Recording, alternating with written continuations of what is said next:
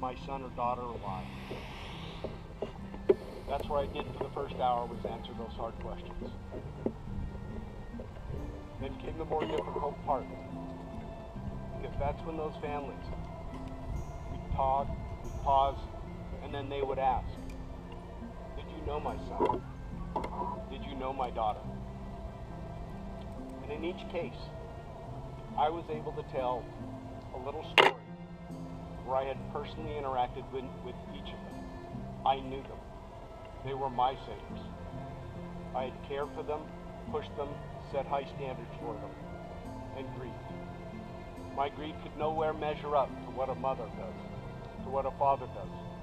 But nonetheless, they handed me pictures. They handed me the services from where they had been buried, whether it was Arlington or in a hometown ceremony.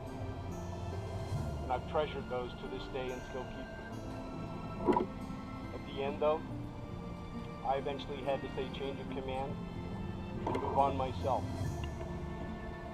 I have tried since then to honor those who have paid the ultimate price. Each of you, especially on Gold Star Mother Day today, pause to reflect and remember what you've lost and how it can never be replaced. But you should always know there is a nation gathered here today to walk these hallowed grounds, to watch you do that victory, that know you paid a price that no mother will ever have to bear, and that you, each of you, have a grateful nation that will never, ever forget. We are free today because you took that young baby and raised an adult who made that fateful decision to serve our nation. In closing, I'd like to take everyone back to a first day. We were on the ship, flag flying over the ship at a flagstaff. The very back end of the ship was proudly flying.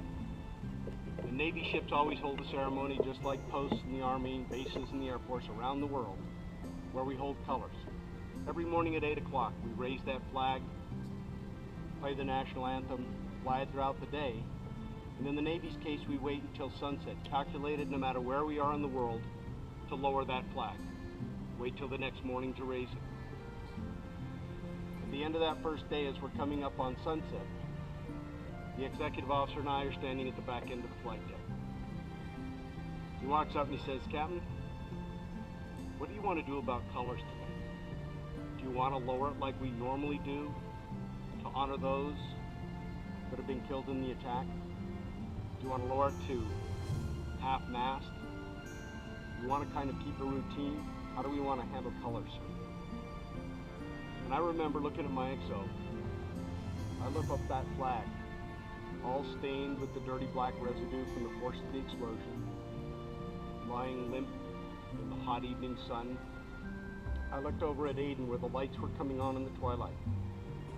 And I turned back to my XO and I said, "XO, we're not going to hold colors. I wanted that flag to fly at full mast. I wanted lights rigged to shine up on it as a symbol of our resolve that we were not going to allow that attack and the devastation it wrought to deter us from our mission of defending freedom for our great nation." That flag would fly for the next 8 days. And it was during that time that, thankfully, with the help of many people on board, FBI, NCIS, and others, we were able to get all 12 of those remaining sailors out of the wreckage. They needed to begin that long journey home to their families. At the end of the day, we would hold a memorial ceremony on the 9th day. Sailors were seated on cots on the flight deck. Our chaplain, who had actually been in the Mediterranean, flew out to us and had been ministering to crew that day, stood up to a single microphone similar to this one here, and he gave the invocation. I spoke, then a crew member from every rank that we'd lost spoke. Officer, chief petty officer, enlisted. As a crew, we sang Amazing Grace together. Chaplain gave the benediction, then we lowered that flag, silently folded it. And on the starboard or right side of the ship, we had 17 sailors lined up. And as we took that folded flag, now our battle ensign, we paused, handed it from sailor to sailor.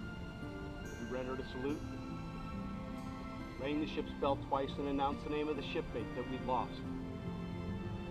Turned, passed it to the next sailor. When it got to the end, my command master chief took that flag, presented it to me. I held it, to my relief, said those three great words, "I relieve you." He rebuilt that ship. That flag is now on the mess decks. For us, it served as a source of inspiration that day, and today, those living down, like Mona and Lou Gunn, whose son Sharon was lost in that attack, can go on that ship anytime and see that flag proudly flying, and know that that sacrifice was not made in vain. But I will tell you, I'm going to keep an eye on that flag, because ships don't last forever. But the legacies that create our freedom do.